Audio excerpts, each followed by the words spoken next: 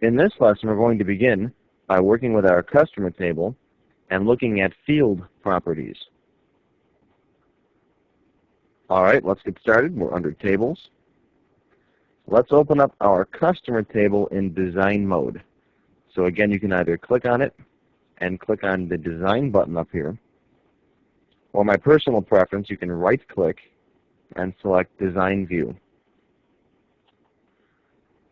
One of the types of data that we learned about in Access 101 was the text data type. Go ahead and click on one of your text fields, like first name. Down below, you'll see here it says Field Properties. Notice the first field says Field Size, and it's set to 50. What does this mean?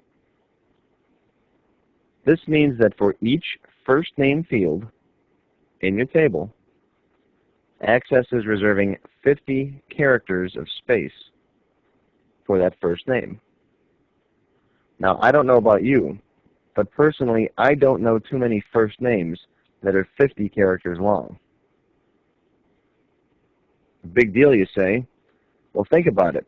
If the longest first name in your database is only 15 characters, then you're wasting 35 characters worth of empty space, and that's just one name. If you've got 10 fields that are like that, first name, last name, company name, and so on, with a lot of wasted space, and let's say you've got 10,000 records in your database, it adds up quite quickly. I've had customers with hundreds of megabytes of wasted space in their database just because they didn't go through and optimize their field sizes. Now keep in mind that a big database is a slow database. So if performance is at all important to you, you want to go through and set these field sizes to something normal. First name, I would probably say let's go 20. You want to make it big enough to hold the biggest value that you'll think will ever go in here, but you don't want to make it too small, because if the user tries typing in more than 20 characters, Access won't let them. So let's go down and set the other ones. Last name. Sometimes last names can be a little bit longer. Maybe I'll go 30 characters. Company name. I'm going to leave company name alone. Let's leave it at 50. Some company names can be pretty big. Now, phone number is kind of up to you. If most of your customers, or the people that you're tracking in your customer table, are in the U.S. and Canada, you could get away with saying 10 characters down here. 3-digit area code, 3-digit prefix, and a 4-digit suffix.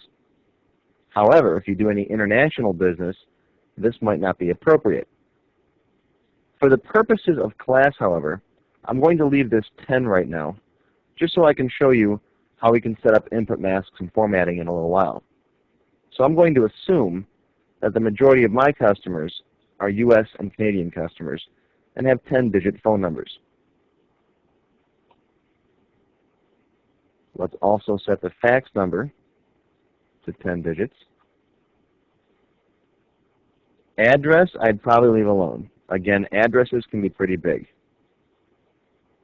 City, I don't know of too many cities that are more than 20 characters.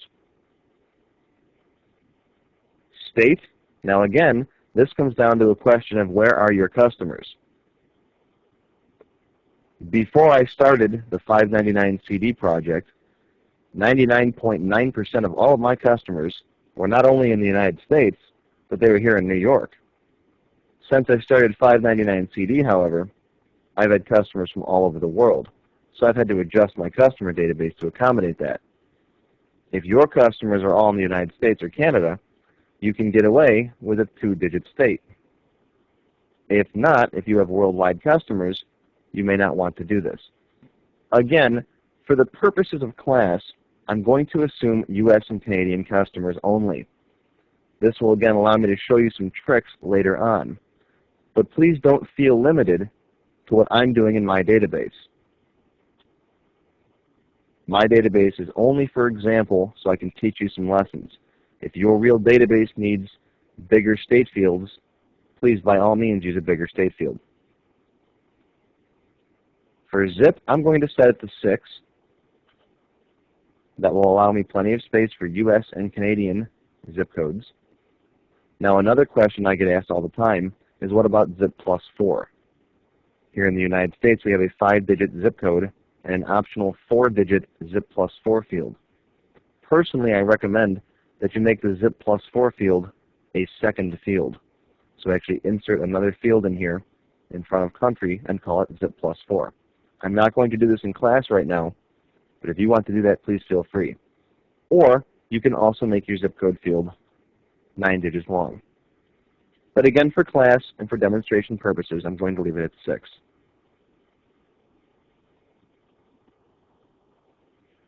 Country, let's go ahead and set that to 20. Not too many countries with names longer than 20 characters. Now notice that Notes does not have a field size. Memo Fields don't have a field size. That's because Memo Fields will grow and shrink to fit the data that's in them when you do something called compacting and repairing your database. We're actually going to show you how to do a compact and repair at the end of class. Essentially, Memo Fields are like big garbage cans. However, as soon as you put something in the garbage can, Access reserves the whole garbage can for just that something. In other words, let's say you want to put 15 characters of information into a notes field about John Smith. As soon as you put those 15 characters in that notes field, Access reserves a huge block of space to store that memo because it doesn't know up front how much space it's going to need. So it gives you a whole ton of it. Now after a while, adding these memo fields to different records in your database gets really huge. And again, a big database is a slow database.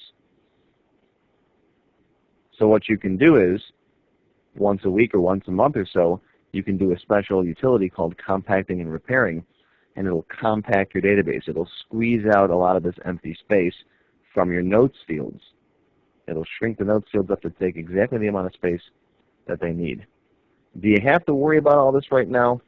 No, you don't have to worry about this right now. I'm just going over it in our discussion about field sizes. Now, num employees is a number field, and notice that field size says long integer. We talked briefly about long integer and decimal in Access 101. Let's take a look at what some of the other options are in here. Here we have byte, integer, long integer, single, double, replication ID, and decimal. What are all these good for? Well, essentially, long integer is the default. Integers, again, are counting numbers, 0, 1, 2, 3, 4, and so on, and they're negatives, -1, -2, -3, and so on. They don't include floating point numbers or numbers with decimals in them. Long integers are pretty big numbers, plus or minus 2 billion roughly. And they'll fit pretty much any need you have for integer type numbers. However, if your numbers aren't going to be that big, and you're going to have an awful lot of them, you may want to make your database smaller by using integers, which are roughly plus or minus 60,000, or bytes, which are plus or minus 255. So if you know you're going to have a whole ton of data that's going to be in the range of, let's say, 0 to 10, you could use a byte field. Pretty much for counting numbers, you're going to stick with long integer. The same holds true for single, double, and decimal. Now, if you're using an older version of Access, you won't see decimal down here. You'll only see single and double. I recommend stick with double. Double is basically the biggest number that Access can hold, and it stores floating point numbers. So if you need to store 2.5 or -62.36, you can use a double field. A single field is basically a smaller double. We're not going to go into the technical details of all these today, but I just want to go over them briefly to give you an idea of what they are. Decimal is a relatively new field size type that you can select. And if you have Access XP or higher, I recommend you stick with decimal if you need a floating point number, or long integer for a counting number. Now, something like number of employees, you could probably get away with an integer. Remember, integers go up to roughly 60,000. But I'm going to stick with long integer just in case. Again, you want to make sure it's big enough to hold the biggest value that you put in here. A quick look at the other types here, the date time, the currency type, the yes/no type, will reveal that none of them have a field size.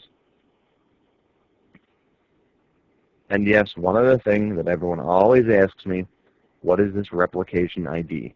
For now, my answer is don't worry about it.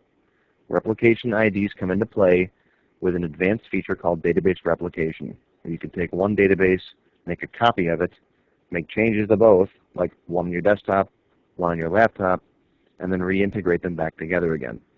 It's very difficult technology to get to work properly, so for now, don't worry about it. Let's take a look at another field property called format. And here's format right here. Now, format is good for determining how something displays on the screen. For example, here I am in the Customer Sense date time field. And if I drop down the format combo box here, you can see some different options. Your options include general date, which is basically the date and time in this format, long date, medium date, short date, and you can see the differences there. Then we have times. Remember, a date time field stores both a date or a time, or the two of them together. So you can pick a long time, medium time, or short time. For Customer Sense, I'm going to go with a short date. And if you want to see what this looks like, just come up top here and click on the View button. Uh-oh, Access yelled at me. You must first save the table. Do you want to save the table now? We've made some design changes, right? So we have to save our work first. I'm going to click on Yes. Uh-oh, it's yelling at me again. It says some data may be lost. Now, before you panic, read the whole warning message. It says the size for the field size property of one or more fields has changed to a shorter size. All this basically means is that we took some fields, like last name, that was 50 characters long, and we shrunk it down to 20 characters long. Basically what it's saying is if you did have a guy in there with a name that was 24 characters, those last 4 characters would be chopped off. Are you sure you want to continue? I'm going to click on Yes. And here we go. There's our customer table. Let's scroll over to the right and find our date time field. There it is, Customer Sense, and you can see it's in the short date format. Let's go back to Design View. And let's change it to a long date. Let's see what it looks like. Save the table, yes.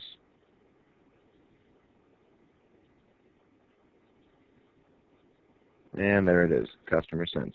Of course, we have to widen the column out a little bit so it all displays properly. And there we go. Now, what if you don't want either one of those? What if you want something special? What if, for Customer Sense, for example, you only want to see the month and the year? Remember, since February 2000. How do you do that? Well, you can put in custom formats. All right, instead of picking from the list here, try typing this in. Type in space YYYY.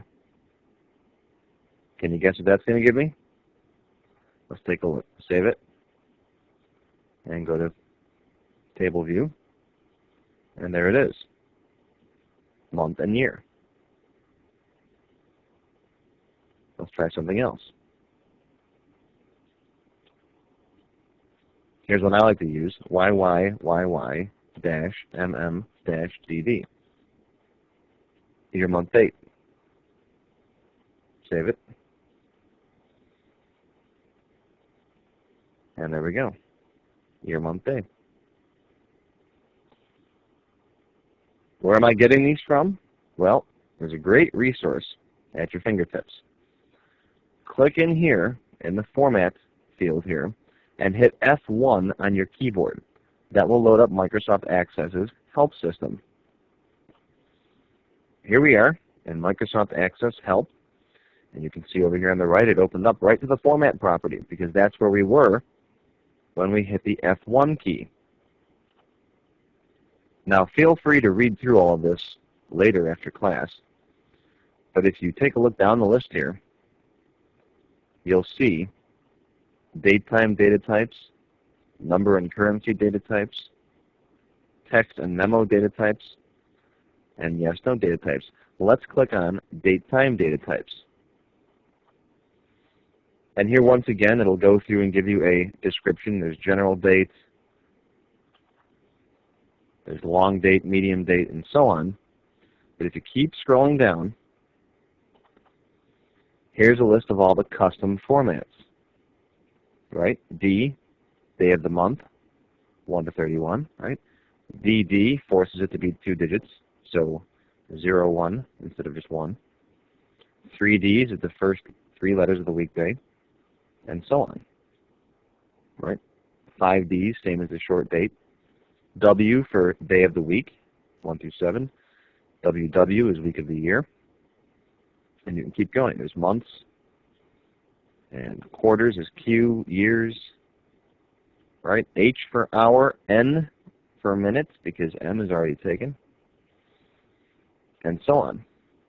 So again, feel free to read through and experiment with these as you want. But that's how you can get those dates and times to display exactly as you want to see them in your tables and in your forms. We'll see about form field properties in a future lesson. For now, I'm going to set this back to a short date so we can move on. You'll see also that the currency field, credit limit, has a format. Here's currency. If you drop it down, you'll see that you can format them as general numbers, which will basically get rid of the dollar sign and give you a pretty much unlimited number of decimals here. There's euro in the newer versions of Access. You've got fixed, standard, percent, and scientific. We're not going to go over all of them today. But fixed, for example, will allow you to also specify a number of decimal places.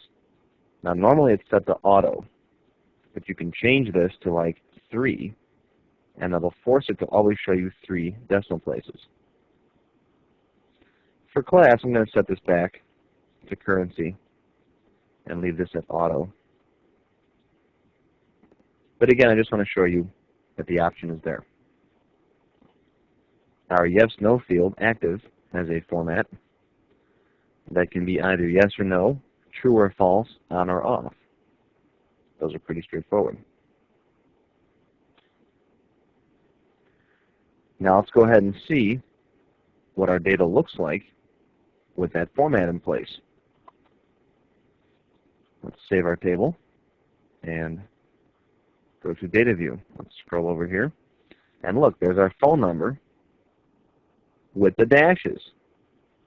Notice fax number we haven't applied the format to yet. Now the only confusing thing about formats is when you go to edit these, if you click in here, notice the dashes disappear. So that's where you might want to use something called an input mask that we'll talk about in just a minute. But before we do, let's take a look at some of the different types of custom format codes. Let's go back to Design View. Again, let's click somewhere here in the Format field property and hit the F1 key on your keyboard. Again, we're brought back to the Format property, Help Entry. Let's click on Text and Memo data types. And here we go. We've got the @ right? A text character, either a character or a space, is required. That means you have to put something there, or else it won't accept it. You can use the ampersand which means a text character is not required. In other words, it's optional. So if it could be 5 or 6 digits, you can put an ampersand character there.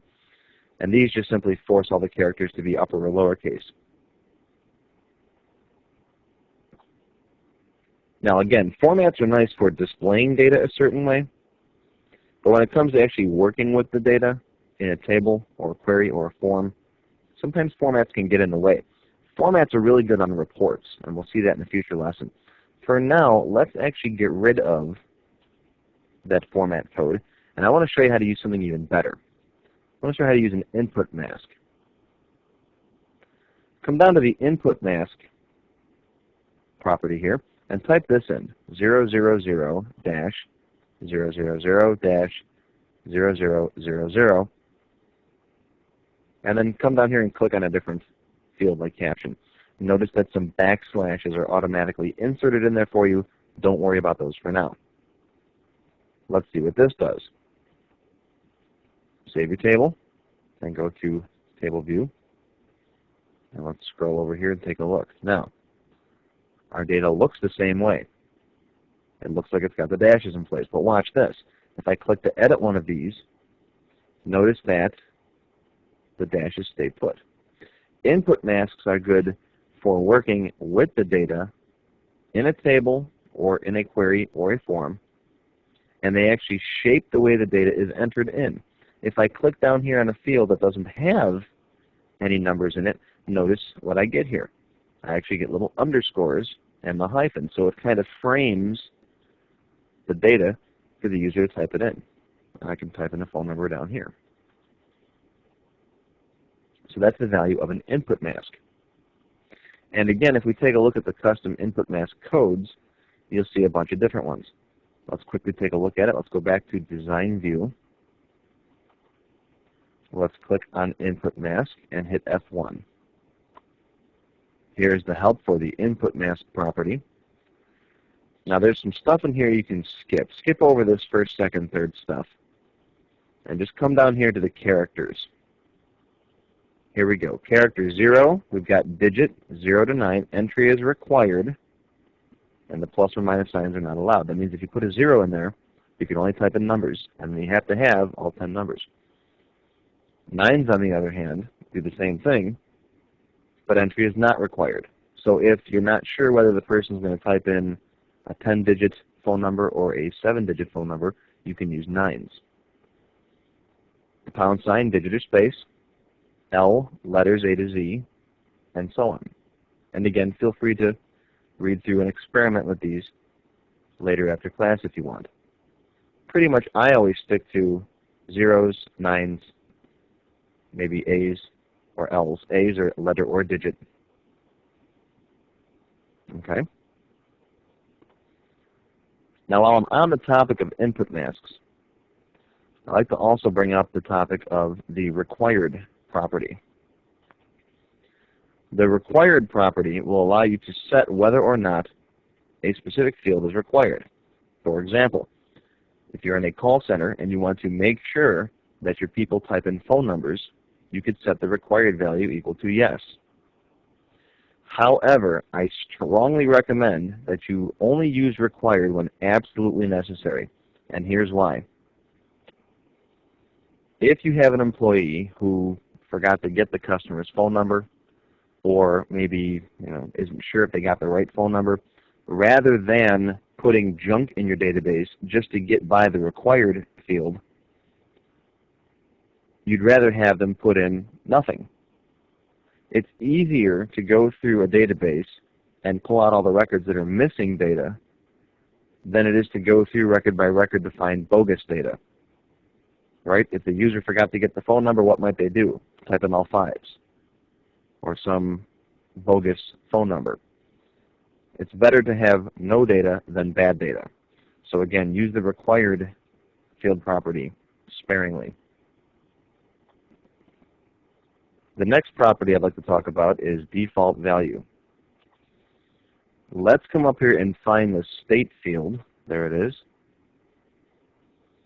And let's say, again for the purposes of class, that the majority of my customers are in the state of New York. So I'm going to come down here to default value, and type in NY. As soon as you move to another field, notice that Access puts quotes around it. That's fine. Now what will happen is any new records that I add to the table will automatically be given a default value for the state of New York. Let's take a look. Save. Table view. Let's scroll over here. Now notice the new blank row at the bottom of the table has New York in it. Now this guy was missing a state. The default value will not go through and fill in missing data in existing records.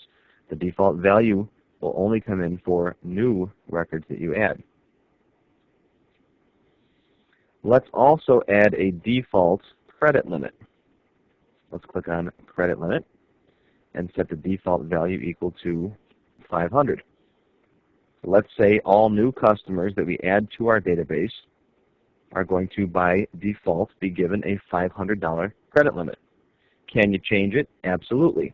Remember, again, a default value is just a value that they start off with. And now if I go take a look, you'll see not only are new customers going to be from New York, but they'll be defaulted a credit limit of $500. And over here under num employees, kind of silly to have a default value of 0, but that unfortunately is the default value for numbers. So let's find num employees and make that default value 1. Because a company would have at least 1 employee generally. Now speaking of that credit limit, do you want to be able to limit it so that your customers aren't given a credit limit that's too high or too low? Let's say, for example, that you want to make sure that your customers are not given a credit limit that is $5,000 or higher. Well, if that's the case, come down here to the validation rule property and say that the validation rule has to be less than $5,000. That's a less than symbol and 5,000. Let's save our table, and we get a warning message. It says the data integrity rules have changed. The existing data may not be valid for the new rules. Do you want to test the existing data and make sure that it's valid? In other words, make sure that all the data that's in there meets the criteria. Let's go ahead and say yes. And fortunately, all of our data is fine. So let's go ahead and go to table view now. And let's scroll over to the credit limit. Here we go. And let's try changing someone's credit limit to $6,000. I get an error message. The error message says 1 or more values are prohibited by the validation rule less than 5,000 set for the credit limit.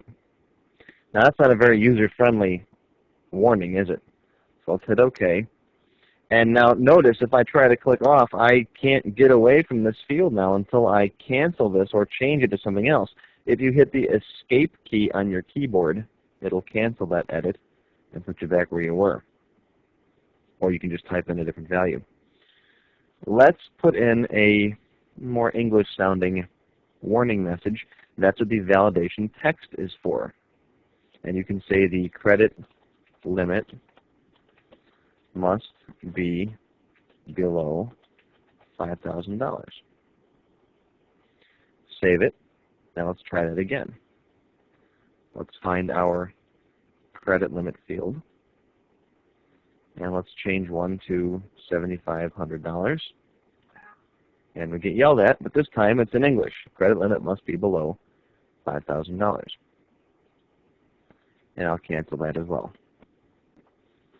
Now you can also get a little more complicated with this stuff. You can say that this has to be less than or equal to 5,000 and greater than or equal to 0. You can also use a special keyword called between 0 and 5,000. Between includes the endpoints. Let's save it. And again, we get the data integrity rules warning message. I'll just say yes and continue. And now our credit limit has to be between 0 and 5,000. So let's type in -5. We'll get yelled at. We might want to change our warning message now, right? Instead of just saying below 5,000, we could say between 0 and 5,000. We'll put in here 1,500. And that is how you do a basic validation using the validation rule and the validation text. Now, there are some other properties in here that we're not going to bother with today, like caption, these IME modes, Unicode compression, allow zero length. We're not going to bother going over these today because they're not important for today's class. And you probably won't need them until you're a much more experienced Access developer. But there is one more property that I do want to talk about today, and that is indexed. Indexed is an important property for two reasons. Number one, indexing is good for preventing duplicate values. For example, our customer ID, an auto number. If you click on that, it says indexed, yes, no duplicates. No duplicates means that Access is going to automatically make sure that no two records have the same number. Now, you can index other fields as no duplicates if you want to make sure that no two records have the same value. For example, we're going to be making an employee table.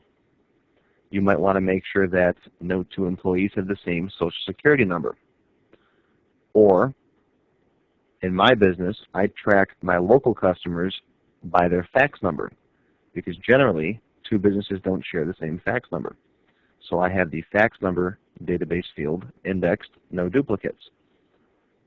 You can do the same thing with something like email addresses to prevent duplication. Auto numbers have to be yes, no duplicates. However, something like first name or last name, might you want to index them? Well, indexing also plays a secondary role in speeding up your database. Now, what is indexing? Indexing basically means that Microsoft Access is going to keep an index table for each one of these fields so that sorts and searches go much more quickly. In other words, if I choose to index the last name field, every time I add a new record, Access goes out, takes the last names, sorts them all, keeps them in a nice little table, so that if you request a customer by last name in the future, it's got an index, and boom, it goes right to it. If the field is not indexed, it's got to start at the beginning and search through the whole table until it finds it. So essentially, indexing is something that you should do for every field that you're going to be doing a lot of searches or sorts on. So let's take a look at some of our fields here and see if we should index them. First name, probably not. I wouldn't bother. You don't want to index too many fields. If it's something you're not going to be doing a lot of searches and sorts on, don't bother indexing it. So I'll leave that as no. Last name, should we index that? I'd say yes. Now, yes, duplicates okay, or yes, no duplicates? I'm going to say yes, duplicates okay, because if I say yes, no duplicates, then I can't have two customers in here with the same last name, and that wouldn't be good, would it? So let's go yes, duplicates okay on that one. Company name, am I ever going to be doing searches and sorts based on the company name? I'd probably say yeah. Let's change that to indexed yes, duplicates okay. Phone number, same thing, right? Let's index that, yes, duplicates okay. And fax number, we're doing a lot of searches and sorts on that. Address, I probably wouldn't bother. Are you going to be doing searches and sorts on it? Yeah, but again, it depends on how much. Now, if you're in the mailing list business and you do constant searches and sorts on city, states, and zip codes, then again, feel free to index those. The rest of these fields, however, I wouldn't bother indexing. So that, in a nutshell, is what indexing does. Again, if you have any fields that you want to make sure are sorted and searched on quickly, you can index them.